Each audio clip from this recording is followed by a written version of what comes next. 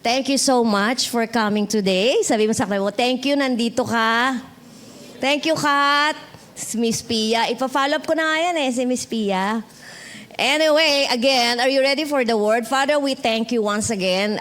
Just use my mouth to share your word. Thank you for meeting the needs of your people. Let them hear what they need to hear, not they want to hear. In Jesus' name, amen. And again, samahan niyo akong pagpasalamatan natin ang ating mga leaders na tumatayo dito. Palakpakan natin ang Panginoon. Thank God, sa kabilang banda ng naging pinagdaanan ni Pastor ay nakapag-raise up, nag-raise up ang Panginoon ng mga leaders natin na talaga na-bless. Nabe-bless po ba kayo kay Trixie, kay John at kay Brother Manuel? Hindi po sila nagtapos sa Bible School, pero sila po lagi ginagabayan ng banal na Espiritu Santo. Amen. Thank God for that. The Holy Spirit is our teacher, our comforter, our guide. Kaya iniwan ng Panginoon yan sa atin to lead us into all truth. If you are led by the Holy Spirit of God na nasa iyo at nasa akin ngayon, kaya it doesn't matter, maybe you said, naku, hindi ako nakapag-church. But going to church is very good for you, actually. You're doing yourself a favor. Secondary na lang kami ni Pastor natutuwa, nandito kayo. Pero the Holy Spirit, everywhere you go, He is with you because He is in you. Kaya hindi ka mawawala you will never be doubting. Nandiyan ka ba? Kasama ba kita? Kasama mo. Mga nanay, magandang balita to sa atin. Kasi hindi natin kasama mga anak natin 24/7. Thank God, the Holy Spirit is always with them. Tama sabi ni Mrs. E, pagkatiwala natin ang Panginoon. Amen? Pagtiwala natin ang Panginoon sa kanilang mga buhay. Isn't God good? Okay, so for today, we will just be continuing our study ng talunin natin yung pag-aalala na yan. Kasi sobra pong ngayon yan sobrang issue. Dito po ang atake ng kaaway sa ating pag-iisip. Worry starts in the mind. The devil is planting negative thoughts. Okay? The good news, the world is teaching the people, positive thinker ka lang. Which is, hindi masama in a way. Kaya lang pag sinabing positive thinker, hanggang dun lang. Walang sandalan. Di ba? Kasi pag tinanong kita, bakit positive thinker ka? Sabi mo, wala, yun ang maganda That is good, pero mas maganda, hindi lang positive thinking, kundi thinking as God thinks. Okay? Thinking the thoughts of God. And that is His Word. Meditating on His Word. Kagaya nga kanina sa offering or sa communion, the devil will plant negative thoughts in you, in your minds. Okay? Like, halimbawa, you are in a bed of sickness. Maybe you're watching there kayo, wala. Thank God for your life. Thank God for your health. Huwag na tayo magreklamo. Sino nag-almusal? Hindi nakapag-almusal, kape lang, walang tinapay. Tinapay, walang palaman. Huwag ka na magreklamo. Thank God, nandito ka. You're very, very much alive. You can still walk. You can still akyat sa LRT. Akyat sa LRT talaga, konyo. Or you can, you can ride a jeep. Thank God for that. Amen. Sometimes we are disappointed or discouraged kasi tinitingnan natin yung wala sa atin. Tingnan mo kung ano meron ka. Mas blessed ka pa. Amen? Thank God you are walking without a cane. Ate, di ba? Hindi kailangan ng... That's very good news, ang Anju boy.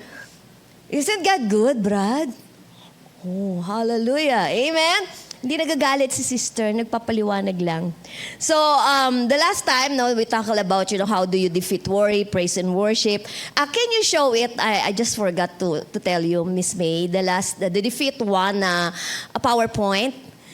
Pakisilip nga lang yung hour I started. 1, 2, 3. I think that there were 3 points kasi meron pa akong 3 points yata dito. Tapusin natin to sapagkat dapat natin tapusin. Tama? I think I have 4, 5. Tama, 3. Can you show the PowerPoint? Sorry di kita na-advise. Yung Defeat Worry 1 na PowerPoint. Can you check? The last 3. Kasi what I was thinking, di ko nadali outline ko, pero what I was thinking was, number 1, defeat worry by resisting and rebuking. Resist it. Because the devil will say, wala ka ng pag-asa. Ayan, matatapos na 2025. Ganyan ka pa din. Di ka pa umasenso. Sabi mo, I resist you, devil. Sapagkat sabi ng Panginoon, Amen, Jesus was made poor so that through His poverty I might be rich. And it is God's will that I prosper, be in health. You know, yun ang panlaban mo. Remember, pinag-aralan natin yung panlaban natin, the armor. And then the next one, defeat worry by resisting and rebuking. Sumunod yung check Miss May. Talking back. Yun nga, the devil is, pagka he plant thoughts, I told you, the devil cannot read our minds. Nagpa-plant lang siya ng thoughts. Sometimes, akala mo may naisip kang masama, hindi ikaw yon, ang kaaway yon. So what would you do? You cannot fight thoughts by thoughts. Sabi mo, sister, pag pinag-isip ako ng kaaway, ng pag-aalala, my counter-attack is, mag-iisip din ng pag-alala. Hindi, no. You say it. Speak. Sabihin mo, I refuse you, devil. Hindi mo ako maloloko. Jesus Himself used the word.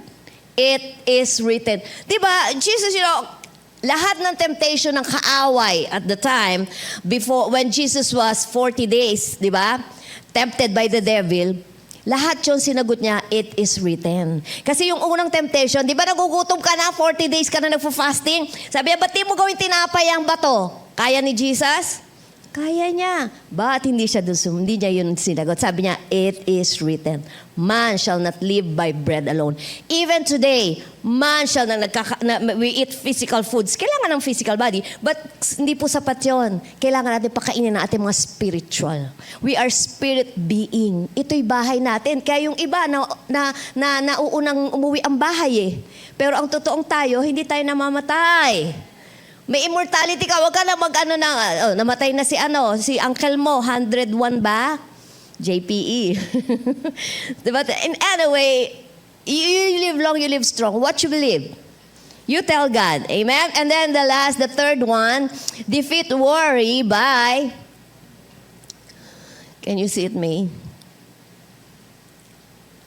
Loading. So talk back. Sabi mo sa kaaway, di mo ako maloloko. Kasi the enemy, Jesus Himself said, the devil is the father of lies. So pagka nagsisinungaling, may kasinungalingan ang tao, alam mo na kung sino tatay niya. Huwag mo awayin ha. Huwag mo sabihin, nagsisinungaling ka, tatay mo, diablo. No, kakumuna kaaway. But that was what Jesus said. You are of your father, the devil. Kasi di ba, puro kasinungalingan. Yun lang po. At ang isa pang ang atake ng kaaway sa mga mananampalataya, deception. What is deception? Panloloko. Loko-loko eh. Niloloko mo ako, di na ako gagaling. Sino may sabi sa'yo? Gusto ko pang mabuhay. I wanna live long, I wanna live strong. I wanna declare the goodness of the Lord. I wanna be a testimony sa kabutihan ng Panginoon, sa katapatan ng Panginoon, na kalooban niya ang mahabang buhay. Amen? Amen. Okay, so dito na tayo ngayon on fourth point. Defeat worry by refusing to be a flipper. Ano yung sabihin nun? Pabago-bago. Now, I don't know, Madam Cecil Alma, nasabihan na ba tayo na, pabago-bago talaga kayo mga babae? O, Elena? No, ate, pabago-bago daw tayo ng isip. Hindi naman ganon. Kaya lang, when it comes to believing the promises of God, huwag tayong pabago-bago. Kasi sabi ni James 1 verse 6, one who doubts is like a wave of the sea, blown and tossed by the wind. Di ba? God's word. When you ask, this is it. When you ask God for something, don't have any doubts. Huwag ka magduda. Sabi mo, huwag ka magduda. Huwag ka kasing dudera. Kung lalaki yan, dudero. Word for the day, mahal. Diba? Kinuha na kita, love. Sabi mo, okay. Kami lang ni Jess yun. Sabi, when you ask for something, huwag ka na magduda. Kasi, ang Panginoon, tapat. When you ask me, ayan, example na ako, when you ask me for something, pwede ka pa magduda. Because I may not fulfill it. I may not, di ba? Sometimes, kaya sinasabi lagi yan, huwag ka magtiwala sa tao. Pag nangako sa'yo, mag-thank you ka. Pero pag di na-fulfill, huwag mong awayin. Kasi sometimes there are people who promises, pero minsan nagkukulang sa effort, pero tapat. At least the promise was made. Thank God, thank the person enough for that. Pero wag mong awayin. Don't take it against the person na sabi pinangakuan ka na, gusto mo pa to pa rin. Amen? So sabi, kung ikaw raw, umingi ka sa Diyos, tapos nagda-doubt ka, para ka the wave na blown by the wind and tossed by the sea. Philippians 4:6-7. Kasi akala ng mga tao, most people think peace is what's happening around them, but peace is a decision. Everybody, iyan po ay napakamahal. Kung iyan po ay bibili, thank God nga kung nabibili. May makakabili pa, di ba? Yung mga may maletang pera dyan. Kung gano'n ang halaga ng peace. But thank God, hindi nabibili ang peace. That's good news for us. Amen? Binigay din yan. Regalo. Tanggapin mo, mag-decide ka. Di ba, sinabi ko sa inyo last time, if you remember, you cannot, this is one power that you have. Don't allow anybody to steal your peace. Nananakaw ba yan, sister? Oo. Pag patola ka, sino patola? Taas ang kamay. Hindi ko alam, patol, lalaki.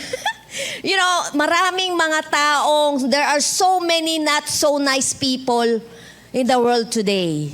At huwag ka nang magulat. Amen?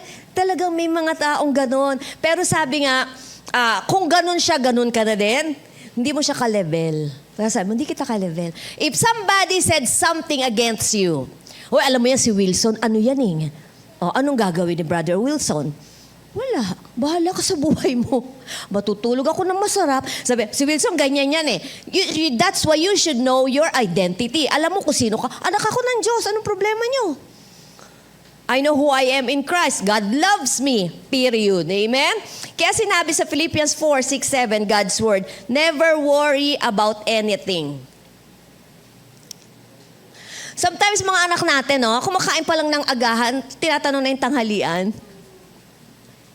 Meron mag ganon? Nagbe-breakfast, ano lunch natin, mami? Hindi pa nga nagla-lunch, ano dinner natin? Ganon ba sila, Brother Wilson? Ganon. Di ba? Hindi kakaiba yung mga anak ko. Di ba? Sabi ng mga bata, pwede ba nagtatanong lang? Sa totoo lang yon. Anyway, sabi ng word of Philippians 4:6, God's word translation, never worry about anything, but in every situation, let God know what you need in prayers and requests while giving thanks. See? So sabi, Lord, eto nga yung problema ko, eto kinakaharap ko. Alam mo na to, pero sasabihin ko sa iyo, Lord, kasi ganito. And then mag-thank you ka after. Lord, thank you kasi mahal mo naman ako eh. There is gonna be an answer to this prayer. And then sa CEV, don't worry about anything, but pray about everything. Mas nauna mo pang pinag-alala kung ano man yung sitwasyon na yan kaysa pinanalangin mo. When you receive a bad news, anong una mong gagawin? Like what's happening in our country today. Pray for our leaders. Ako lang, ang prayer ko, Lord, mahal mo Pilipinas, hindi mo kami pababayaan. Isn't God good? Hindi ka pababayaan. Nandito pa tayo. Amen? Don't worry about anything, but pray about everything. With thankful hearts, offer up your prayers and requests to God. And then I have in the PowerPoint, peace comes from making a decision to not worry and to not be anxious. You know, anxious anxiety, mataas na form ng worry na yan. Anxious ka na. Amen? Peace comes from casting your cares over the Lord. Ibato mo, hindi ko kunin ni Lord dyan. So, don't you pray this, Lord, kunin mo na nga itong pag-alala ko. Hindi ko na to kaya. Hindi. Hindi kasi nangunguha si Lord. Bato mo sa Kanya. Lord, sa'yo na. Di ko to kaya, Lord. Sa'yo na. So cast your care for the Lord and trust Him. Peace comes from living in continual faith in what He has already done and will continue to do in your life. Hindi po iniiwanan ka ng Panginoon. Kung pinagaling ka sa nakaraan, pwede ka pa rin pagalingin ngayon. Kung nag-provide sa iyo si Lord dati, pwede pa rin siya mag-provide. Hindi po natatapos ang provision ng Ama. Wala po ditong magulang na natapos sa obligasyon mo sa anak mo. Amen? If you want more peace in your life, you can't be a doubter. Pabago-bago na isip. Hindi ka pwedeng, Lord, today I am believing that I am receiving my complete healing. I am believing that I am receiving my provision. Tapos bukas, Lord, ang tagal, nasa na? Talaga ba pinagaling mo ako? Ano na, Lord? Kaya ba today? Ayan, ginaganyan mo pa si Lord. Lord, ano ba? Tagal naman, oh. Tumingi na nga, hindi pa bigyan. Huwag ganun. Amen? So, ganun pa rin. Kinabukasan, hindi agad dumating, Lord, thank you. Kasi we do not base our circumstances sa katapatan ng Panginoon. Hindi porque hindi mo natanggap ngayon, agad-agad, now na, Lord, hindi na siya tapat. Tapat pa rin ang Panginoon.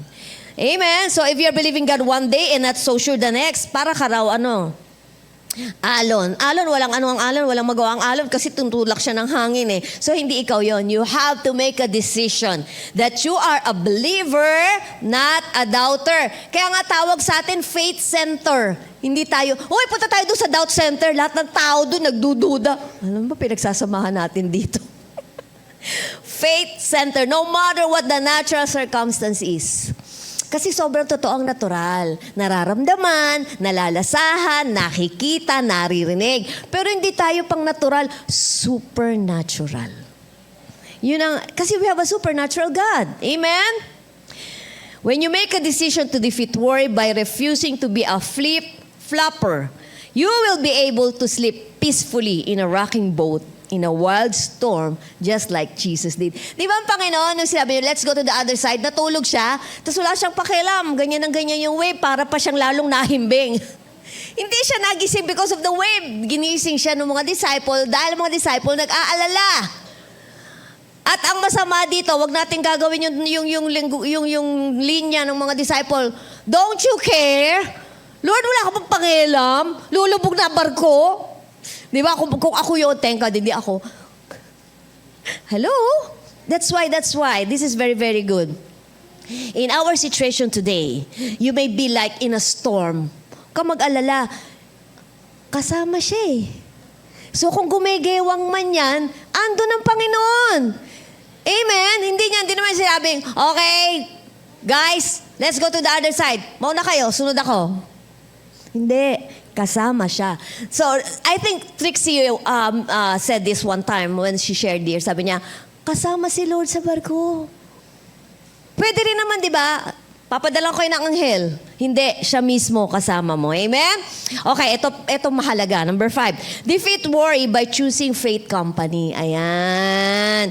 Importante mga kinakausap nyo. Pag ang mga kinakausap nyo, like halimbawa, sinasabi nga natin, may problema ka sa kaperahan. Pag nakausap mo, hindi born again, walang pananampalataya sa Panginoon na God can provide. Sabi sa'yo, ay mangutang ka. Iprenda mo yung bahay mo o yung sarili mo. Wala namang masama sa pangungutang. Basta magbabayad. Amen? Amen ba?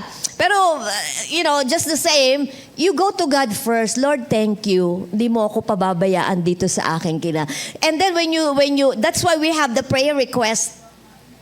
Kung kulang yung papel, humingi pa kayo ng papel. Or you can DM me, send me. I can agree. That's why we have the faith groups para they can agree in a prayer because everybody needs somebody.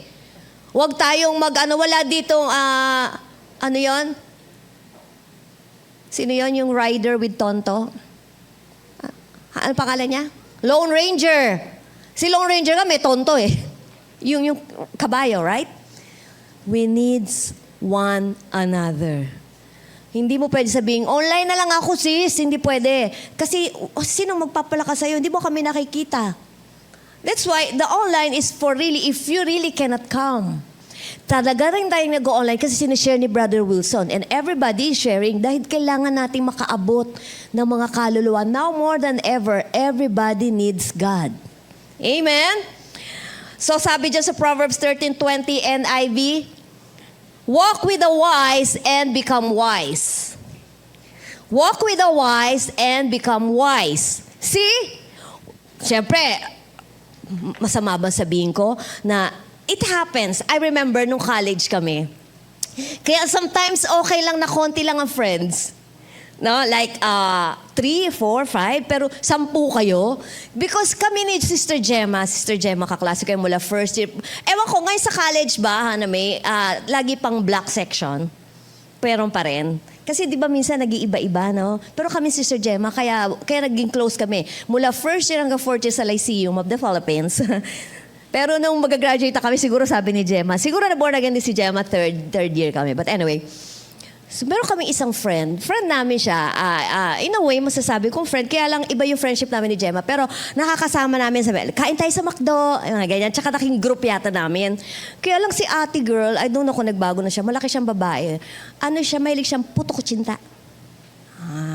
Expression lang. Ay, puto kutsinta. Ay, puto kutsinta. Ganon. Naku, sabi ko sa'yo, kahit di ka pala ganon, pag ganun yung kasama mo, unconsciously, sige, muna tayo lumayo, tayo mga parents.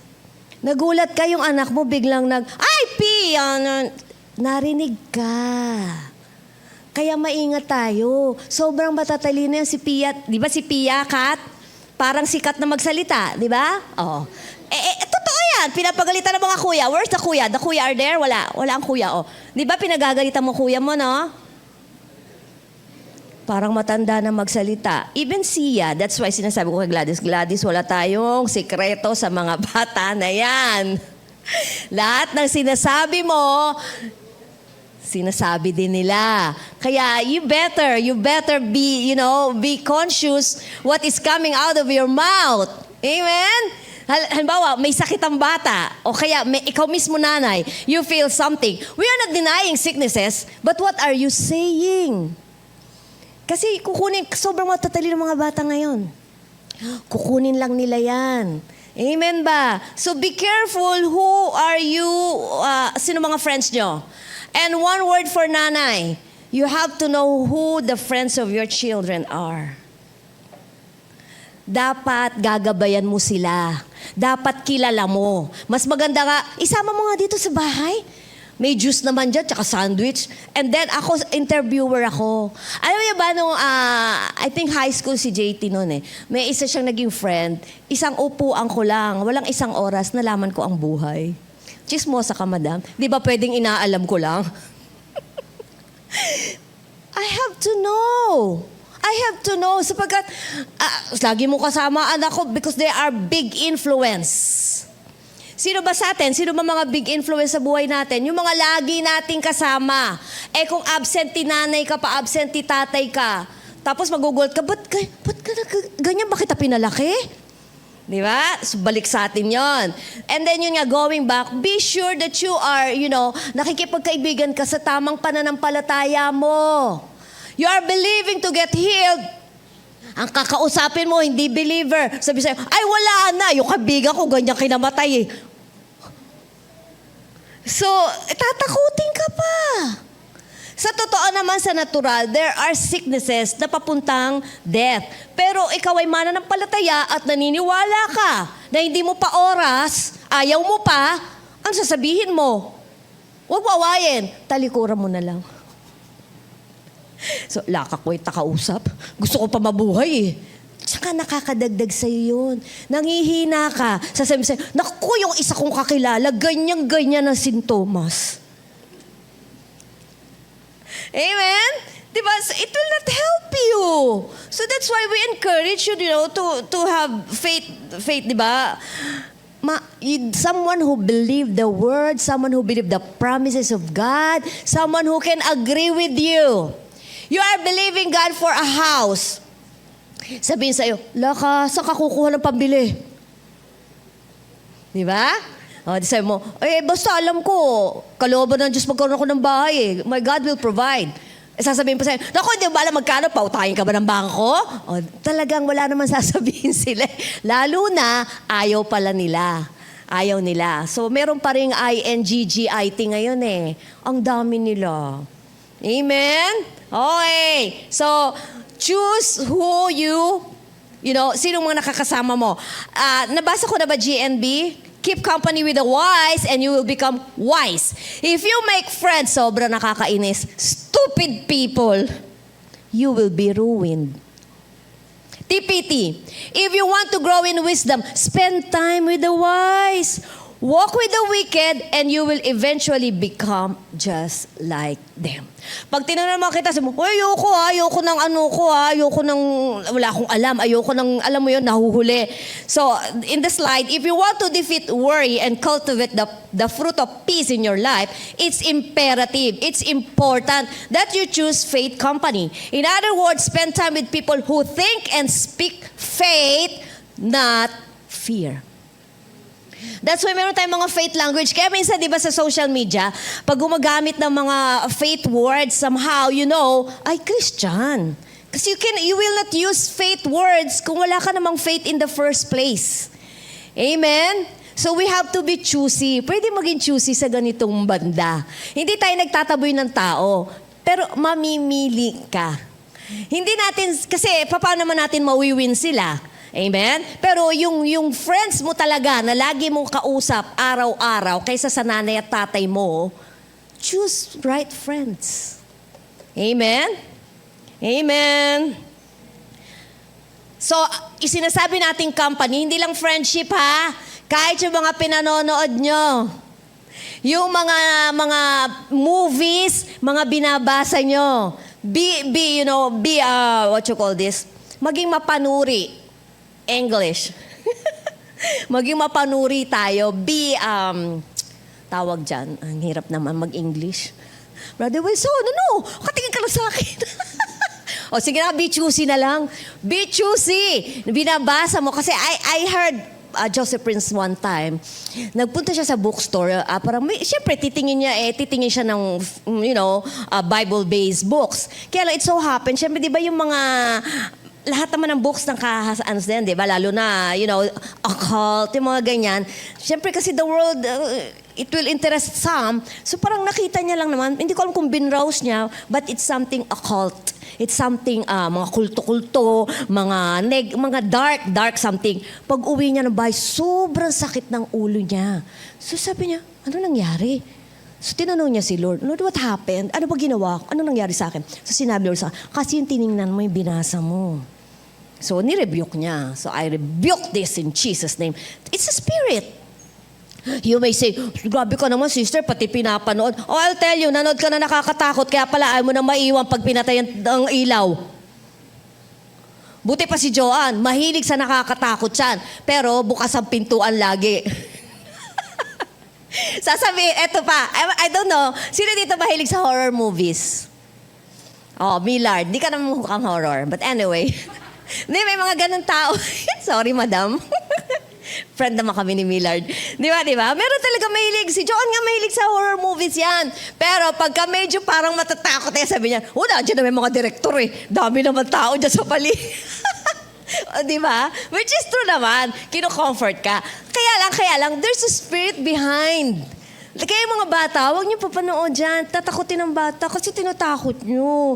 Somehow, there's an entertainment. Pero I'll tell you, if you are matured enough at kaya mo, wala naman bawal sa atin Kaya lang sinasabi ko sa'yo, minsan, di ba, si pastor dati, pagkagabi, sabi niya, ayoko manood ng action. Kasi napapanaginipan talaga. At saka yung mga barilan. Kahit nga dati, parang darling, no? Hindi naman siya nanood, pero nanaginip, sabi niya, meron daw siyang hawak na baril. Sino binaril mo? Sometimes, it's in the subconscious kasi. Siguro nung tanghali, may pinanood na action, ganon. But anyway, so choose. Defeat. Kaya, tapos nagtataka, ba't nag-aalala ako? Ba't matatakutin ako? Ba't ayaw kong maiwan sa mga lugar? Ba't yung iba ayaw sumakay ng aeroplano, na-overcome niya na. Di ba? Ayaw sumakay ng barko. O di lumipad ka mag-isa. Gusto mo pumunta sa ibang lugar By land na lang. Ang tagal nun. Ilang oras yun. Amen? So fear and faith, hindi pwede magsama yan. Amen? Kaya ngayon we will have a chance to sumakay sa airplane. Hindi babagsak yun, nandun ka Pagsakay mo pa lang, Lord, nandito ko. Thank you, Lord. Maluwalhati ang biyahe ko. Kahit yung barko, hindi lulubog yun. I know somebody before then, ayaw ding magbarko. Baka raw lumubog. Actually, lumubog na bago ka pa sumakay. Alam mo ngayon, pero ako rin, hindi ako convenient. But anyway, going back. So, choose the wise walk with the wise. If you want, there's a slide. If you want to defeat worry, Miss May, did I have the wise walk with the wise? May slide tayo dyan. I did not. Kasi naka-highlight sa akin eh.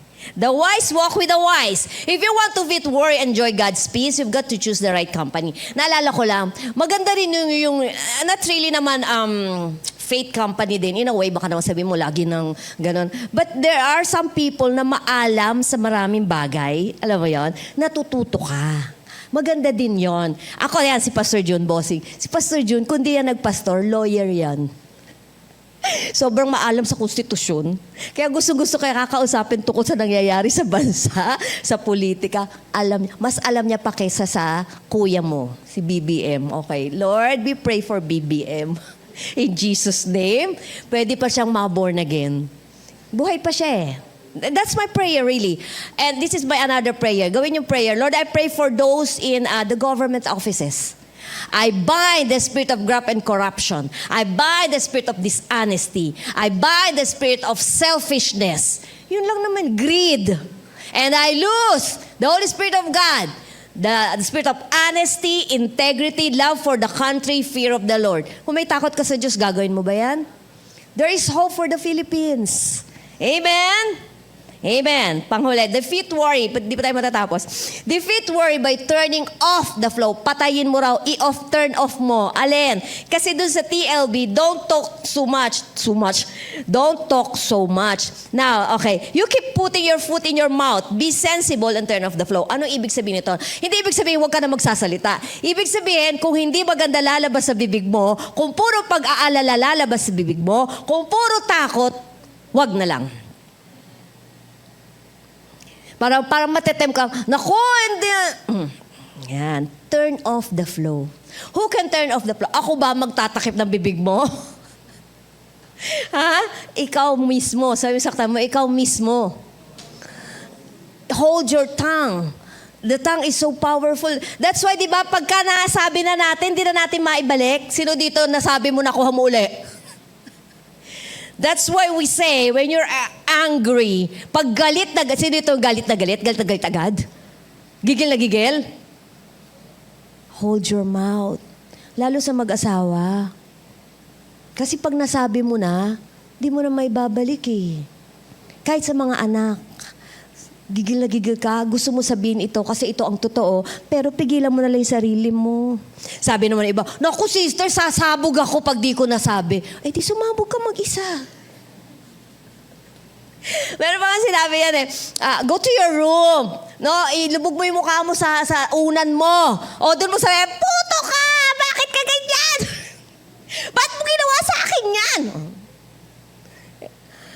Amen. Kasi sayang eh. Sabi sa kanya mo, sayang.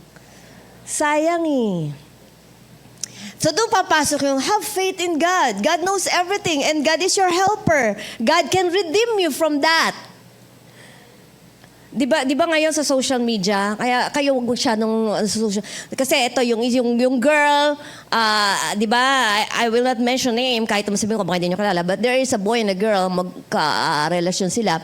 And then in the house of the boy, doon na found out na dead si ate girl, and it was so sad, napakabata pa niya, and initially ang suspect yung boyfriend. So ano nangyari? O di binuli sa social media. Ikaw pumatay, ikaw after 3 days, the boyfriend was gone. I do not know what happened to him. Pero really, di ba? So, now more than ever, social media or not, it's the enemy giving you thoughts. Ito ka, wag mong tanggapin. Tanggapin mo, I am strong in the Lord, the power of His might. I will live long, I will live strong. Anak ako ng Diyos, paborito ako ng Diyos. Ako'y mananagumpay, hindi ako talunan. Maiksi lang ang buhay dito sa mundong ibabaw. Darating na ang Panginoon.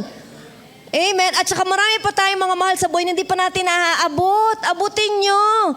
Kanina lang, kakabasa ko lang. Okay, minsan pipiliin nyo. Sabi doon nung meron daw isang namatay na loved one. Sabi nung namatayan, lumapit sa pastor. Sabi, Pastor, pwede bang ipag-pray nyo? Sinong pag-pray ko? Yung namatay ko kamag-anak.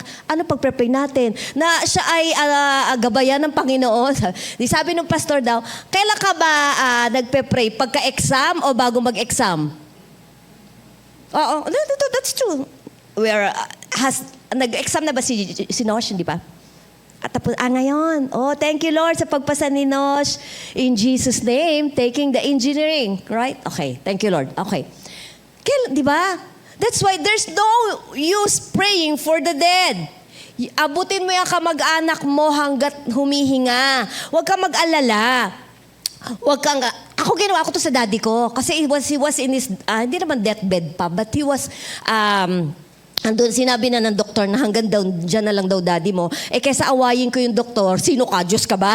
So sabi ko na, Daddy, mag-pray tayo, tanggapin mo si Jesus, kailangan magkita tayo sa langit. Totoo yan, sinabi ko sa daddy ko yan. At thank God, sumunod siya. Sumusunod naman talaga siya. So I'm sure, di ba? So para hindi tayo at alos, nasaan na kaya yung nanay ko ngayon? So you do not pray for somebody who went away. Kaya nga nandyan pa sila eh. Di ba there are kamag-anak na 90s na, baka inaantay lang ma-born again. You know, that's the greatest gift. Magpapasko, that's the greatest gift you can give to your loved one. I-born again mo sila. Short prayer lang yan. Turn off the flow. CEV, you will say the wrong thing. Yan. Kaya minsan nagkakamali eh. No, di ba? Kaya minsan sabihin natin, ayoko magsalita. Okay din yung mga peg na ganun. Ayoko na lang magsalita. Kasi mas marami tayong masasabing mali kaysa tama. Okay na yon. Be sensible and watch what you say. Amen?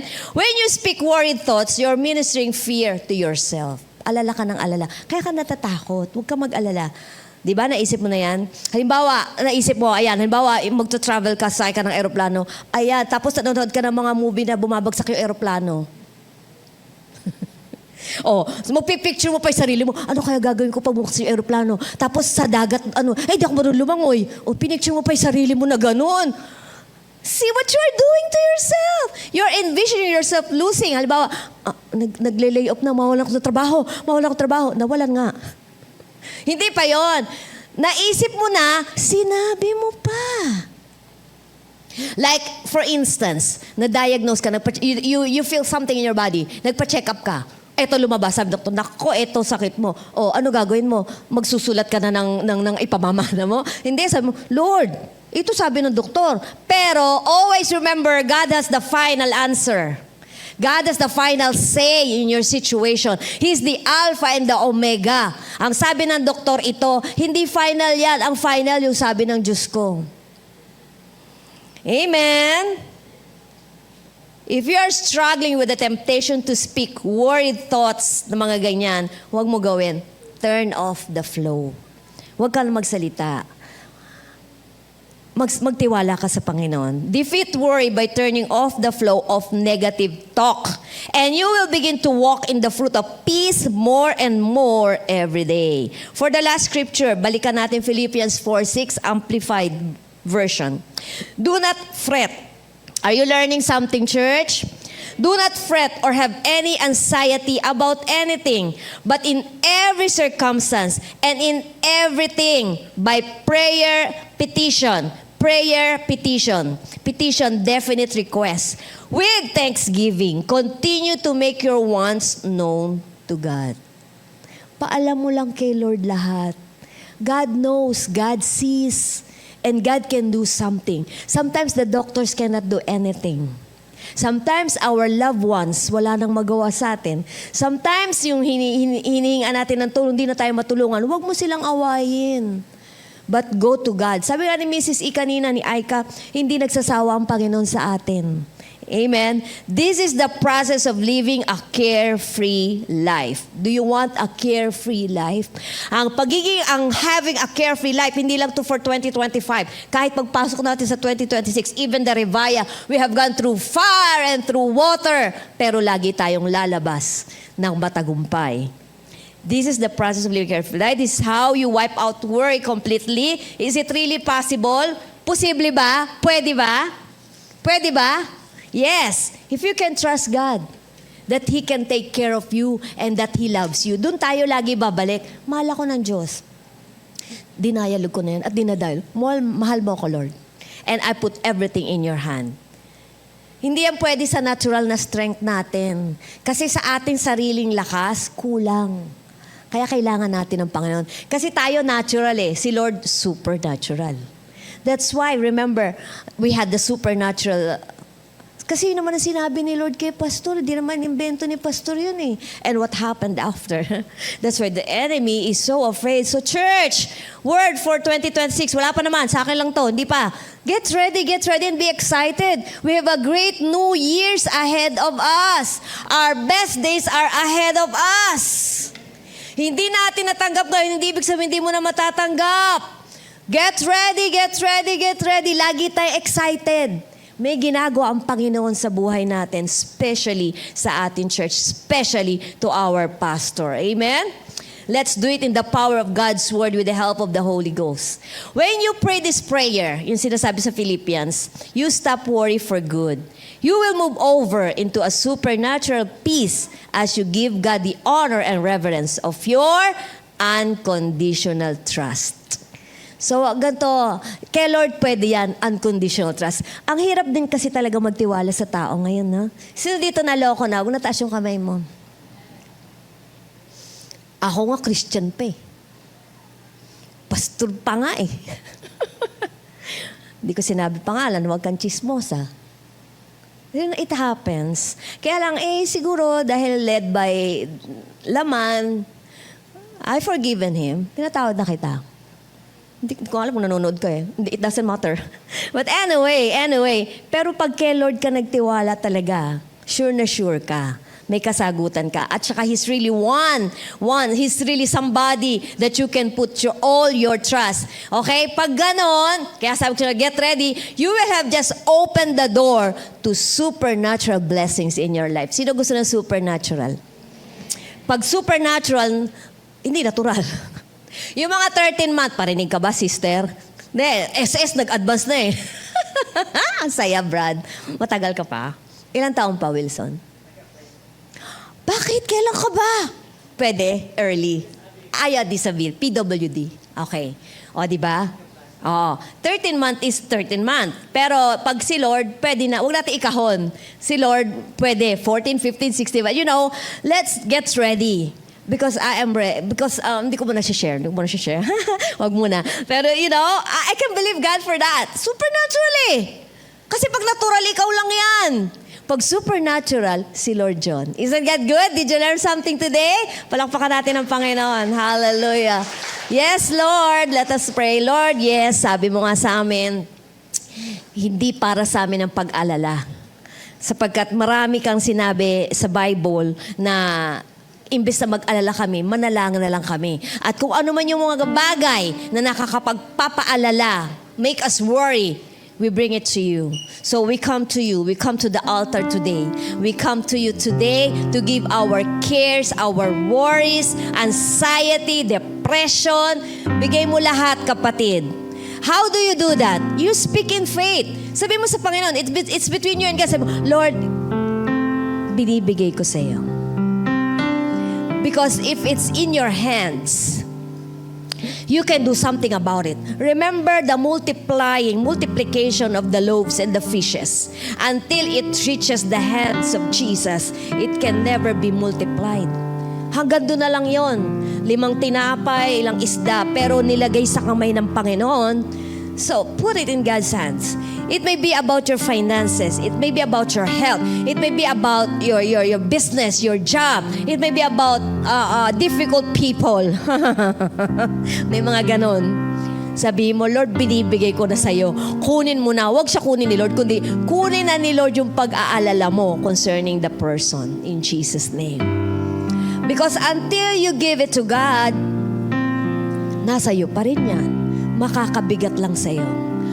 Why are we putting emphasis on worry and anxiety? Because it produces sicknesses in our bodies. Our physical bodies are not designed to carry heavy load. Kaya sabi ni Jesus, may burden siya pero light. Di ba yun yung ating theme for the year, the Matthew, come to me all you that labor and heavy laden. Mabigat po dali niya. Huwag mo dalhin, kapatid. It's never the will of God that you carry it alone. Give it to God para magaan ang buhay. So yun yung sinasabi natin. Pwedeng magaan ang buhay. Pwede.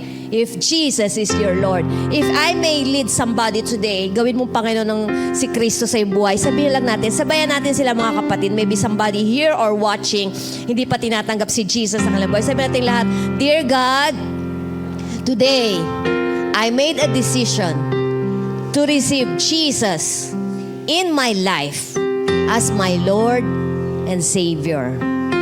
That's all. Lord, thank you. Narinig mo kung sino ang tumanggap, and the angels are rejoicing in heaven even for one person who received Jesus as their Lord and Savior.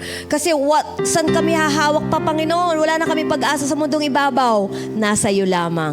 Don't ever lose your hope, church. You have a great, blessed hope. God is for you. God is never against you, and God loves you. In Jesus' mighty name, everybody say, Amen.